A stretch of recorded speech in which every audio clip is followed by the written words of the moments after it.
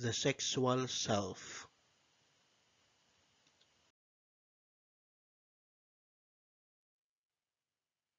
The most crucial aspects of self-development are the sexual self.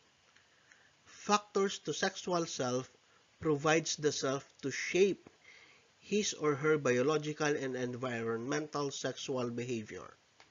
Hence, by understanding the self, this topic is highly important for the individual to understand his or her biological status and development, his or her sexual identity, and his or her gender orientation.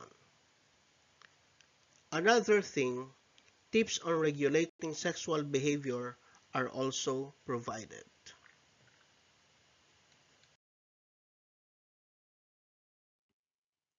What is gender?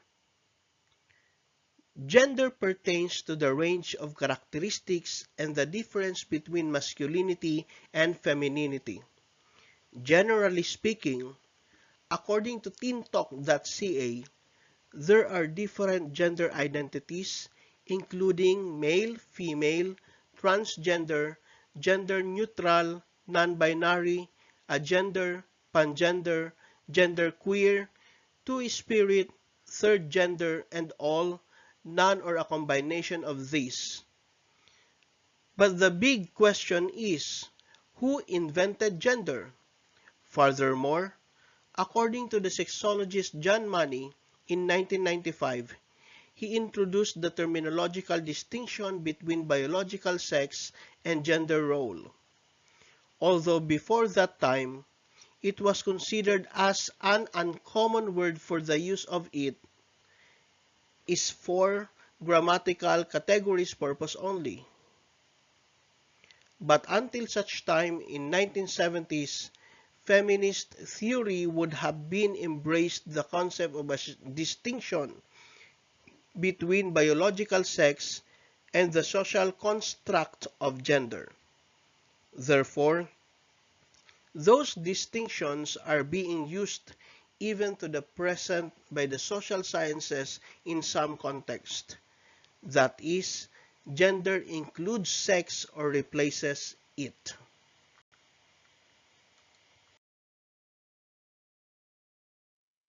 What is sexual orientation and gender identity?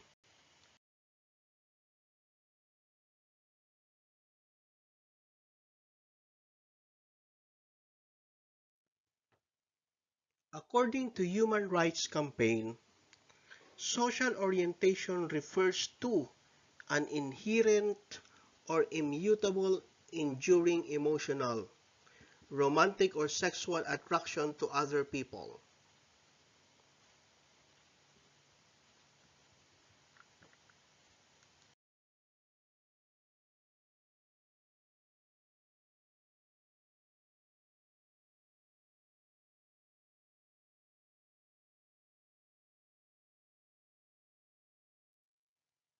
While gender identity refers to one's innermost concept of self as male, female, a blend of both or neither, how individuals perceive themselves and what they call themselves.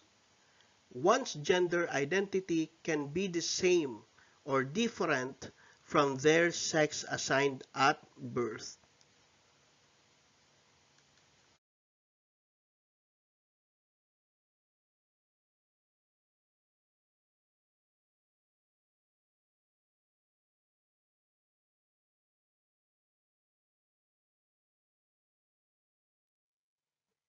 Gender expression refers to an external appearance of one's gender identity, usually expressed through behavior, clothing, haircut, or voice, and which may or may not conform to socially defined behaviors and characteristics typically associated with being either masculine or feminine.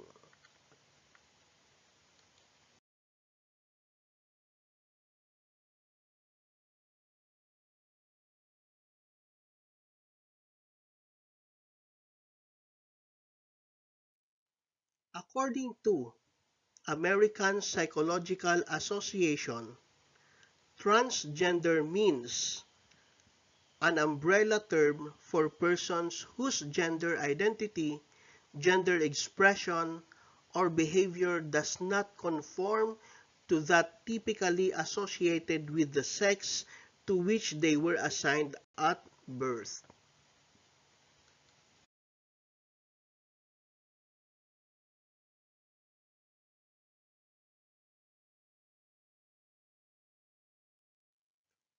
Gender transition is the process by which some people strive to more closely align their internal knowledge of gender with its outward appearance.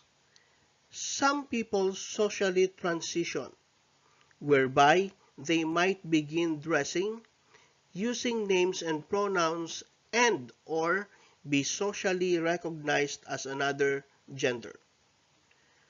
Others undergo physical transitions in which they modify their bodies through medical interventions.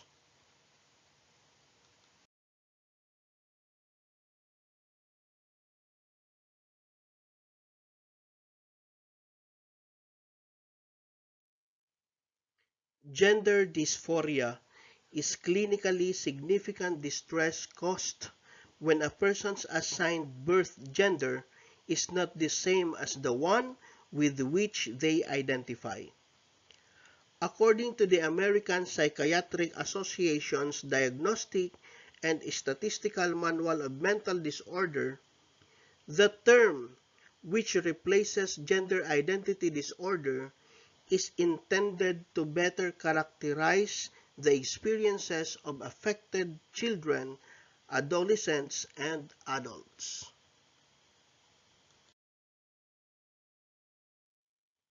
The biology of the self.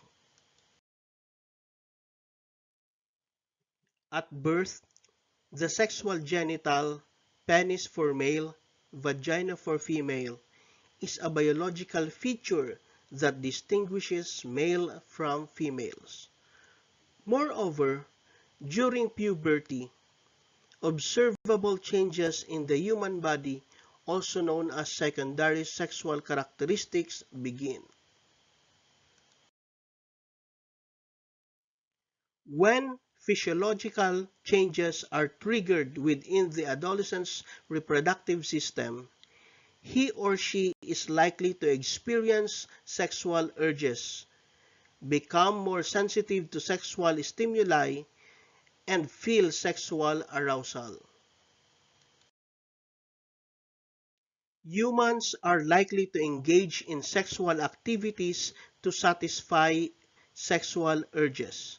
However, the kind of sexual activities they engage in may vary. A person should be aware of his or her sexuality and sexual attributes in order to make responsible decisions. Adolescents need to realize the importance of having informed choices.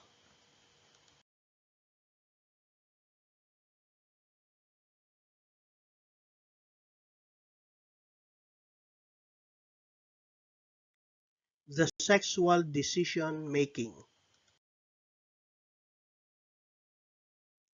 A healthy self must have the following qualities within their relationships with themselves, family members, peers, and intimate partners.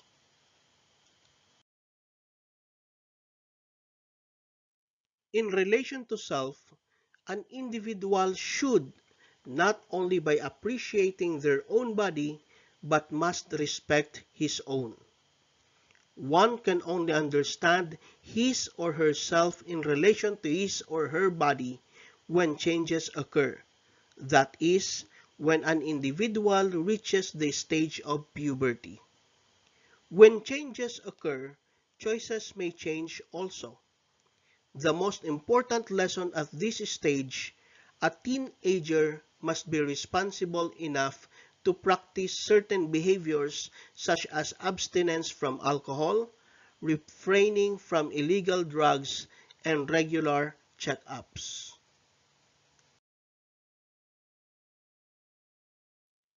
When we speak of behavior, an individual should identify clearly his or her own actions and its consequences that are based on own values.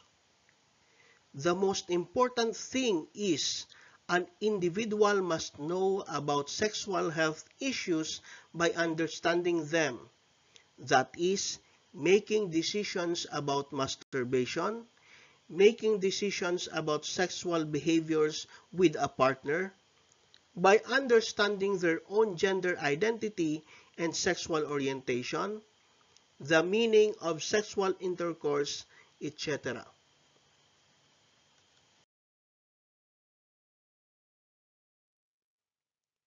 But all of those decisions can only be realized if and only if an individual accepts people with different values and experiences by consultation with parents and family members through constant communication, by having a regular interaction not only with peers, but with all the people in a profound and respectful manner, and lastly, by having a godly relationship with a partner.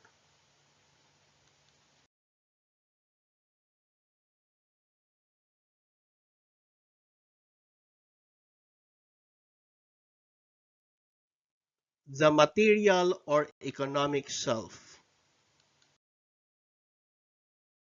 The focal point of this topic is on how the self maintain the extensions of themselves through valuable thing that is being possessed and for maintaining them for a particular lifestyle. Hence, understanding values in the context of both needs and wants, one will discuss on how an individual acquires goods by considering different factors that will help the individual to shape his or her decisions economically. Thus, in relation to self, what makes material things being valuable? In other words, why does an individual buy something to which he or she is very interested to it? That is, as one of the important things being related to the self, which its things appear to be one of the bases of personality. So, the question is, in the sense of self and identity, how does an individual possess a particular thing or product at some point that might affect his or her personality?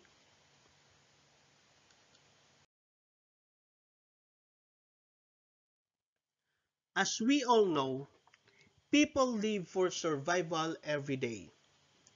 The difference between needs and wants may vary depending on the subjective necessity and reason. For example, buying a car.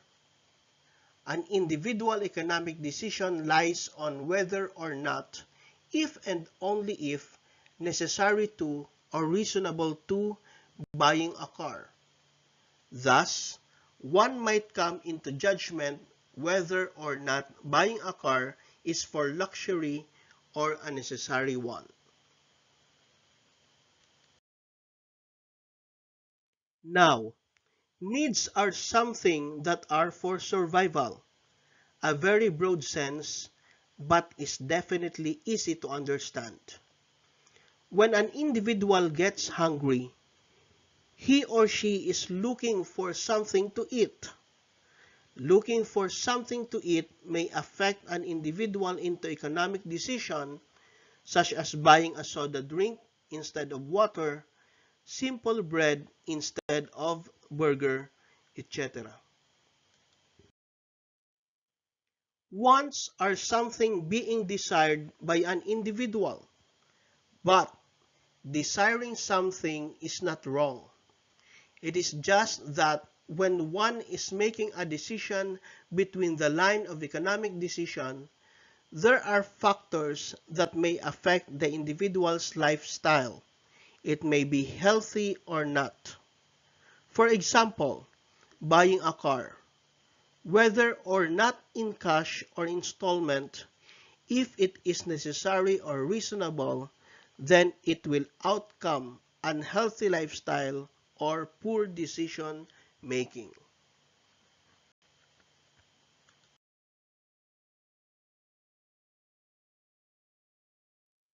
Factors affecting human wants.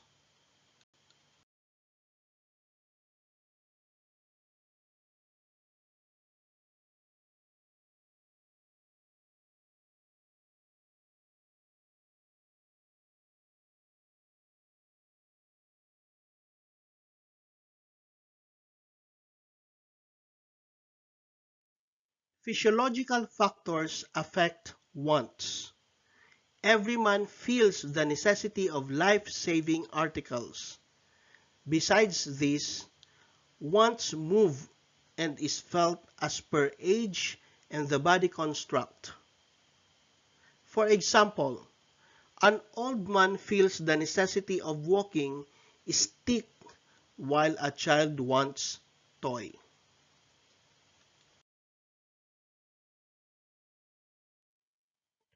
Wants to a great extent depends upon geographical and climate conditions of the country.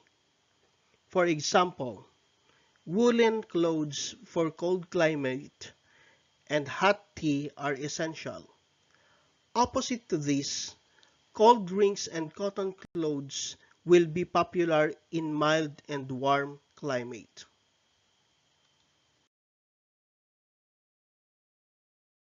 Economic factors also affect the necessaries and wants.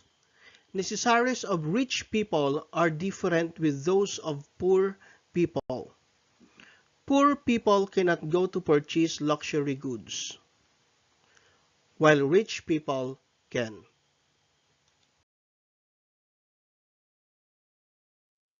There are certain social factors which affect wants. For example, what is trending today, specifically in marriage occasion.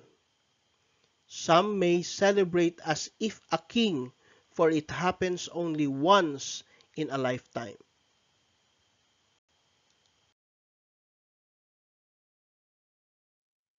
Psychological elements affect our wants. For example, people mostly like to wear modern and good design clothes in order to receive respect in the society.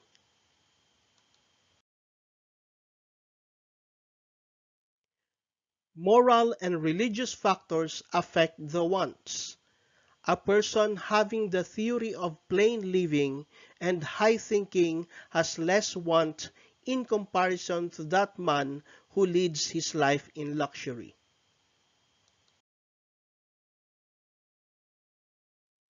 Modern invention affects our daily life and increases wants. For example, the invention of calculator, television, electronic watch, etc. affects wants.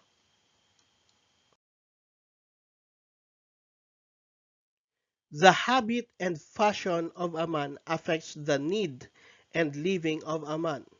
For example, these days it has become fashion among women to keep small hair, so they feel the necessity of hair cutting.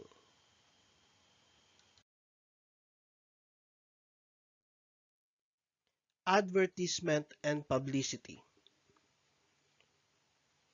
play very important role in affecting wants. For example, in village the publicity of television, availability of good quality of cold drinks become popular only in advertisement and publicity.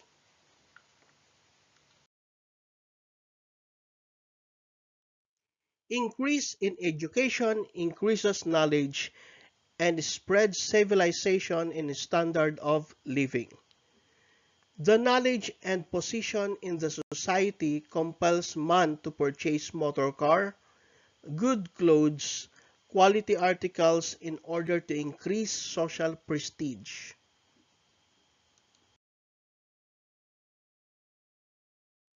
Distribution of income also affects wants. If in the society there is an even distribution of income, then poor people's purchasing power will be less.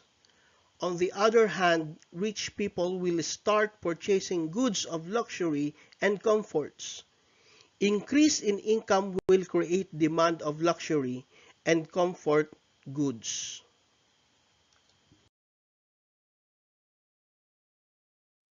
Political situation also affects the man's want. If there is political insecurity in the country and there is danger of attack by the neighboring country, then the government feels the need of purchasing arms and ammunitions. Industrial position of a country affects the social status of a man. If the industry is developed in any country, people will earn more. Their standard of living in increase. This will help in increasing social prestige. More articles can be purchased.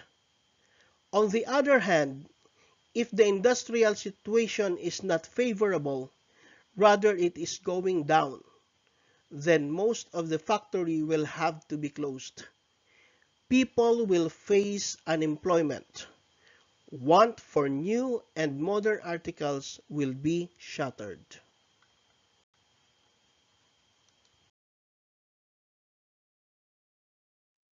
Acquiring material goods consider two things: utility and significance. When we speak of utility, make sure that our concern is to how things serve a practical purpose. In other words, economic decisions may have double effect. That is, not only for the self, but more so with others. And when we speak of significance, we are concerned on the meaning of things in relation to the self. There are several functions when one is using the material goods. One sees the object more than what meets the eye. For example, when your loved ones bought something that will serve as memorabilia or etc., therefore, needs and wants are both good and healthy for as long as they require necessity and reasonable.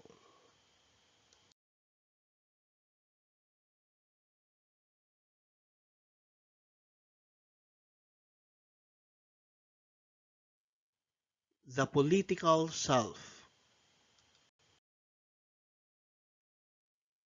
When one speaks of the term traits, the usual meaning is the quality or characteristics to distinguish a person from the other or an individual to another individual. In other words, there are lots of descriptive adjectives that can use to describe a person.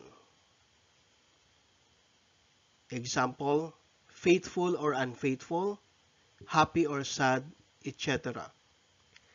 Every adjective that signifies an individual's traits has its affiliation to terms, but the most important thing is to describe an individual according to his or her personality.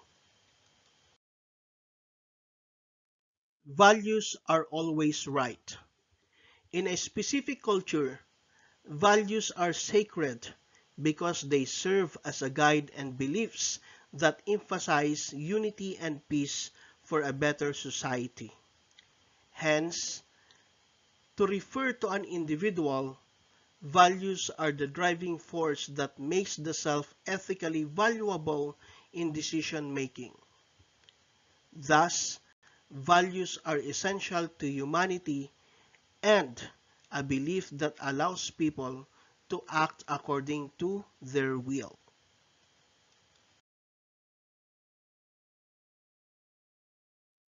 What is politics? Politics is the way that people living in groups make decisions. In other words, some agreements are happening between people who are living together, such as tribes, cities, or countries. For David Easton, a political scientist, politics is the system where one group or another gets to determine how society will operate and can compel adherence to their set of preferred values through laws, sanctions, and rewards. And for Professor Christina Boswell, politics boils down to a power struggle between people or groups. Hence, politics is a competition in which people are struggling to fight for their rights.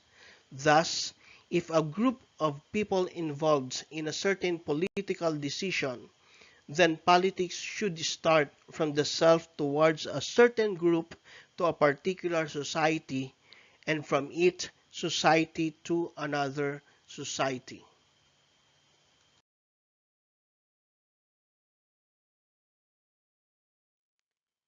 What is self in relation to politics? The self is the union of the body, mind, and spirit. Concerning politics, the self is a constitution of the inner and outer of social needs. Hence, the self is politically involved in any human activities because he or she is a social being. That is, a survival being who needs to be satisfied by being in a society. Therefore, the self requires citizenship and identity because, politically, he or she has the right to ownership to live in a community in which he or she must deliberately agree to what was agreed by different groups of people.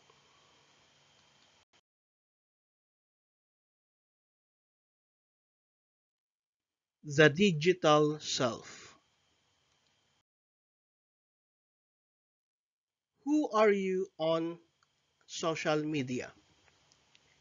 There are different platforms to express the self digitally. In consideration of other elements, the self is more concerned with learning the digital world. The use of other applications and software with our computers and gadgets are the tools to make life easier, as such as communications, bank transactions, paying our bills, etc.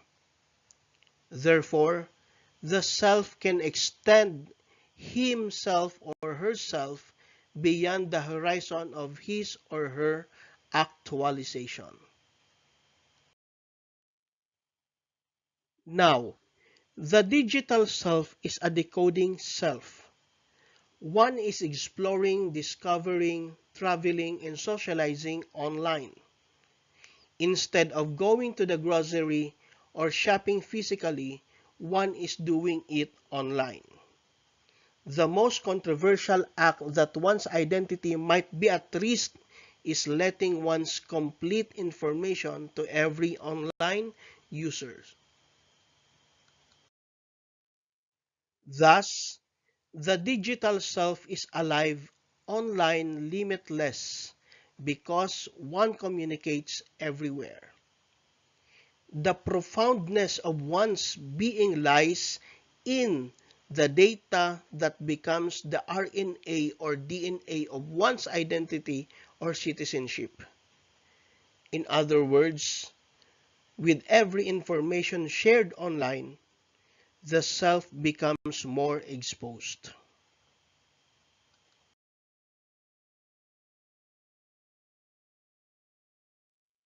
The digital self in the digital world. In the digital world, the self becomes more manipulated than living in a flat land because one cannot control one's information.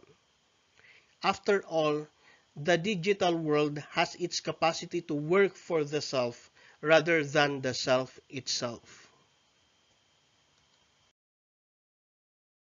Thus, here are some negatives according to Paul Goodman. And everything are self-explanatory.